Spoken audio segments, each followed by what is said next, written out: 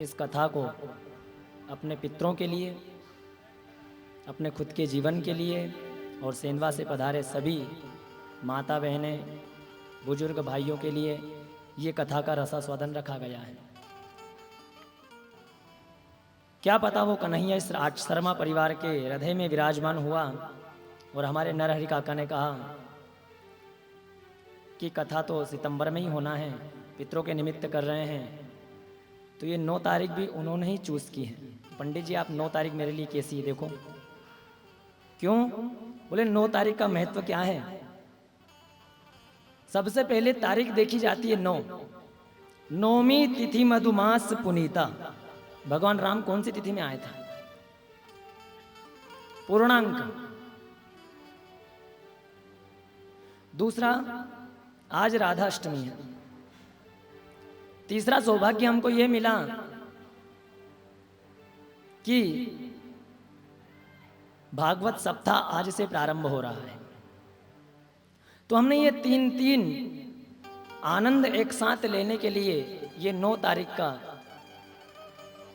भागवत कथा का और हम सब मिलकर परमात्मा के चरणों में बैठे, ऐसा निर्णय हम सब ने मिलकर लिया।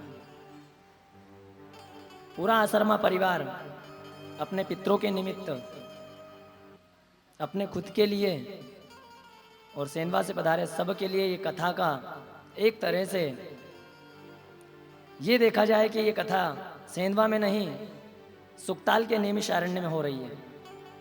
क्योंकि ये जो मंडी शेड है, ये मंडी शेड में ना जाने कितनी भागवत हो चुकी होगी और अभी होने वाली भी है। तो अब इसको मंडी शेड ना कहकर इसको हम ये कह सकते हैं कि ये गंगा के किनारे वाला सुकताल है। इसको हम ये कह सकते हैं कि यहाँ पर 88,000 ऋषि आकर स्वयं बैठते हैं। हम इसको ये कह सकते हैं कि यहाँ पर सुखदेव जी महाराज आकर स्वयं बैठकर 88,000 ऋषियों को कथा का श्रवण और रसास्वादन करवा रहे हैं।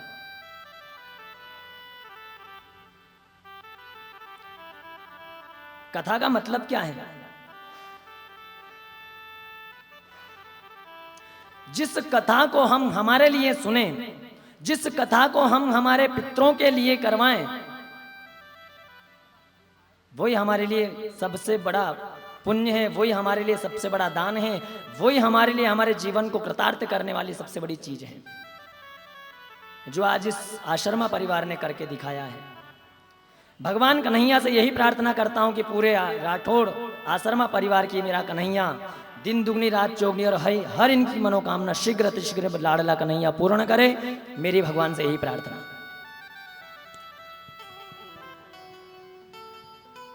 क्योंकि जीवन में हम हमारे पितरों को अगर नहीं पूजेंगे, हम केवल अगर 16 श्राद्ध में हमारे पितरों की पूजन करेंगे तो वो तो संसार करता है, लेकिन हमारे पितरों के निमित्त हम श्रीमद् भागवत कथा का रसास्वादन करवाएं तो श्रीमद् भागवत कथा में प्रसंग आता है, कथा आती है कि धुंधकारी का उद्धार कैसे हुआ। कथा किसके काम आती है, कथा को कौन सुनता है, कथा को किसको सुनना चाहिए, कथा को कैसे सुनना चाहिए, यह पूरा वृत्तांत महत्व में बताया गया है।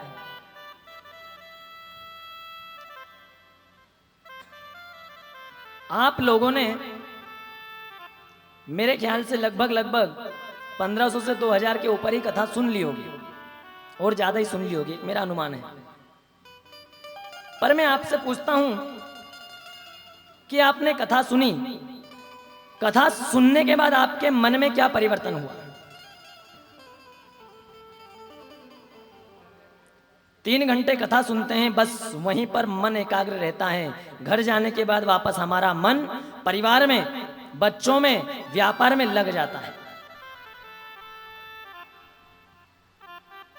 जीवन में एक लक्ष्य अपना होना चाहिए कि हे कन्हैया इतनी कृपा कर देना कि हम किसी को ब्याह शादी की पत्रिका देने जाते हैं, कार्ड देने जाते हैं, तो सबसे पहले हम पता पूछते हैं कि फलाने का घर कहां पे है। पता पूछते हैं। क्यों? बिना पते के हम डायरेक्टली उनके मकान के वहां नहीं पहुंच सकते। इसी प्रकार कथा का है, मकान मिले ना मिले पता मिल जाना चाहिए। मकान मिले ना मिले, पता मिल जाना चाहिए, और भगवान मिले ना मिले, उसकी कथा मिल जाना चाहिए।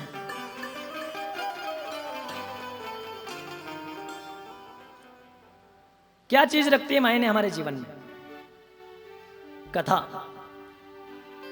किन लोगों ने कथा को श्रवण करके मोक्ष को प्राप्त किया? कथा क्यों सुनी जाती है? कथा सुनने के बाद व्यक्ति के अंदर ज्ञान, वैराग्य, भक्ति कैसे उत्पन्न होती है? ये हम इन 7 दिनों में उस परमात्मा की कथा का रसास्वादन करेंगे।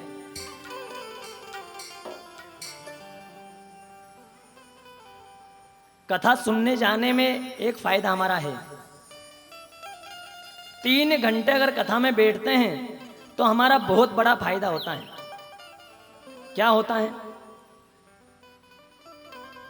3 घंटे हम अगर जाकर कथा में बैठ गए तो उससे हमारे जीवन में सबसे बड़ा फायदा यह होता है कि उन 3 घंटों में हम ना किसी की बुराई करते हैं और ना किसी की निंदा सुनते हैं।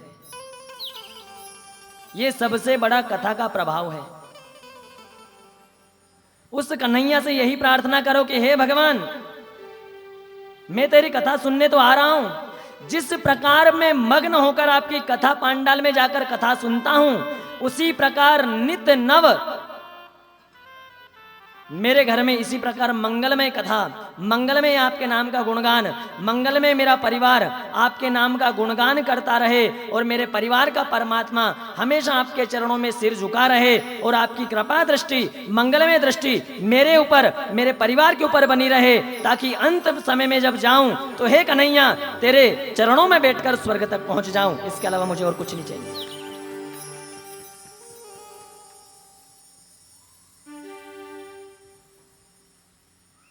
ये क्या है? श्रीमद् भागवत कथा क्या है?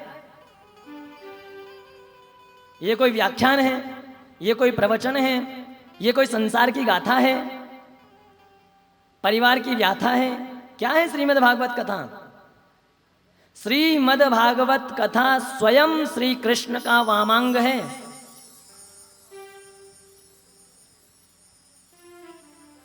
क्या सुनना चाहोगे आप? कथा सुनोगे कि व्यथा सुनोगे? क्या सुनोगे?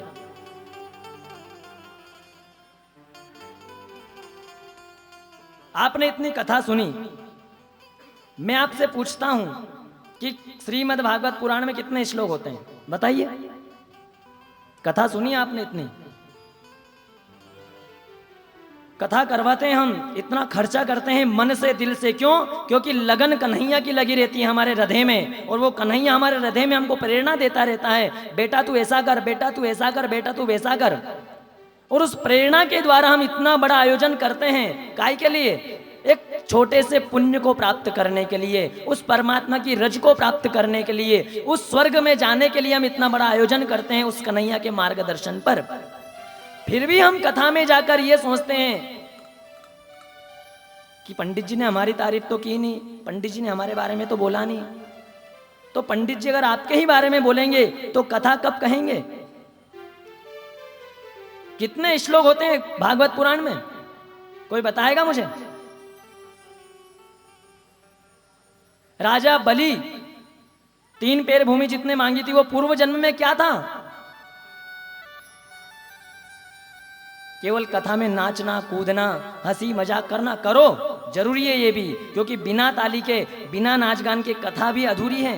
लेकिन सबसे बड़ी चीज, जिस काम के लिए हम कथा सुन रहे हैं वो तो हमारे हृदय में विराजमान होए। कथा कब से चालू हुई, क्यों चालू हुई, किसके द्वारा कथा को चालू करवाया गया, कथा किसने आरंभ की, कथा को सुनकर किस किस का मोक्ष हुआ है, ये हम चीज बैठकर कथा में सुनेंगे तो हमको उसका लाभ होगा, उसका पुण्य मिलेगा। लेकिन हम केवल कथा में मजे लेने जाते हैं। क्षमा चाहता हूं, बुरा लगता है इसलिए बोल रहा हूं। राजा बलि के पूर्व जन्म की कथा क्या थी? भगवान कृष्ण ने अर्जुन को 18 दिनों तक अपने रथ पे बिठाकर क्यों अपने ही परिवार वालों से युद्ध करवाया? महाभारत क्या है? रामचरितमानस क्या है? कितने पुराण हैं, कितने शास्त्र हैं, कितने वेद हैं? पर हम क्या चाहते हैं कि पंडित जी थोड़ी हमारी तारीफ कर दे, पंडित जी थोड़ी हमारी तारीफ कर दें तो कथा में आनंद आ जाएगा, थोड़ा नाच गान हो जाएगा, तो घर जाके कहेंगे अरे कथा में तो बहुत आनंद आया। कभी घर वाले ने पूछ लिया कि कथा में तुम क्या सुनकर आए? भगवान कृष्ण ने कंस को कौन सी उम्र में मारा? भगवान कृष्ण ने मथुरा को कौन सी उम्र में छोड़ा? ये चीजें कथा में मायने रखती हैं। क्यों? क्योंकि सुखदेव जी महाराज ने राजा परीक्षित को 7 दिनों तक दिनों रात कथा सुनाई है, केवल कथा। जब जाके राजा परीक्षित का 7वें दिन मोक्ष हुआ है। संसार की व्याथा अगर सुनोगे तो वो मैं सुना दूंगा, कोई बड़ी बात नहीं है, लेकिन अगर हम हमारा मोक्ष चाहते हैं, हम हमारा कल्याण चाहते हैं, तो कथा का नियम है कि कथा को एक ही आसन पर बैठकर सुने। कथा के बीच में डिस्टर्ब ना हो, इसलिए फोन को स्विच ऑफ रखें। मन परमात्मा के चरणों में लगा रहे। मन में ओम नमो भगवते वासुदेवाय 12 अक्षर का मंत्र का जाप चलता रहे, और ना किसी की सुनना और ना किसी की कहना, ये कथा के नियम है। आज जिस प्रकार हम यहां मंडी प्रांगण में बैठे हैं, उसी प्रकार एक तीर्थ है सुक्ताल। वहां पर भी 88,000 ऋषि रोज नियम से कथा सुनते थे और कहते थे।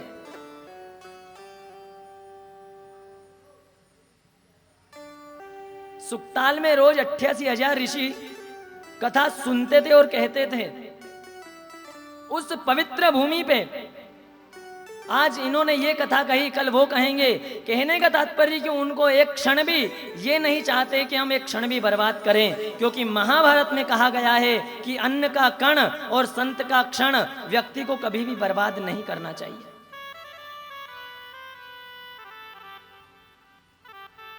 तो उन संतों के बीच में क्या हुआ कि एक 16 वर्षीय दिगंबर सूत जी महाराज का आगमन हुआ। कथा ध्यान से सुनना आपने। 7 दिनों तक अगर आप कथा सुनोगे तो मैं आज यहां से बैठ के कह रहा हूं कि 8वें दिन से आपके जीवन में परिवर्तन आना चालू हो जाएगा, लेकिन सुनना ध्यान से। युवा संत पधारे सूत जी महाराज, 16 वर्षीय दिगंबर। सब ऋषियों ने खड़े होकर सूत जी महाराज को प्रणाम किया, जबकि उन सूत जी महाराज से ऋषि कोई 10,000 कोई लाख बरस बड़े थे, लेकिन सबने उनको दंडवत प्रणाम किया। क्यों? धन वृद्धा बल वृद्धा आयुर्वृद्धास्तथैव च ते सर्वेपि ज्ञान वृद्धाश्च किंकरा शिष्य किंकरा। कोई धन में बड़ा होता है, कोई बल में बड़ा होता है, कोई आयु में बड़ा होता है, लेकिन इन तीनों के आगे एक चीज सबसे बड़ी है। क्या? बोले जो ज्ञान में बड़ा होता है वो सबसे पूजनीय है और बड़ा है। तो उन ऋषियों ने सूत जी महाराज के चरणों में प्रणाम किया और सूत जी महाराज की पूजन की। पूजन करने के बाद उनको व्यास आसन दिया। उस व्यास आसन पर बैठकर सूत जी महाराज ने ऋषियों से पूछा, हे ऋषियों, आपने मुझे बहुत मान सम्मान दिया है, आपने मुझे व्यास आसन दिया है, आपके मन में क्या है? आपकी लगन किससे लगी हुई है? आप के अंदर जो छिपा हुआ है उसको बाहर निकालकर आप मुझे मेरे सामने प्रकट करो। सब ऋषियों ने एक क्षण की देरी नहीं की, सब एक जगह बैठ गए और एक ऋषि को सामने बिठा दिया। और वो ऋषि पूछने लगे, महाराज आप हमें ऐसी कथा बताइए कि जिस कथा को सुनकर व्यक्ति सीधा स्वर्ग को जाए, सीधा परमात्मा के धाम को जाए। ऐसी कथा आप हमें बताइए, कौन सी है वो कथा? तो सूत जी महाराज ने कहा, वो कथा श्रीमद् भागवत कथा है।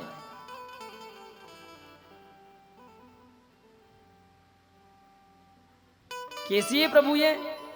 बोले श्रीमद् भागवत कथा ऐसी कथा है कि पापियों को भी मोक्ष दिला देती है।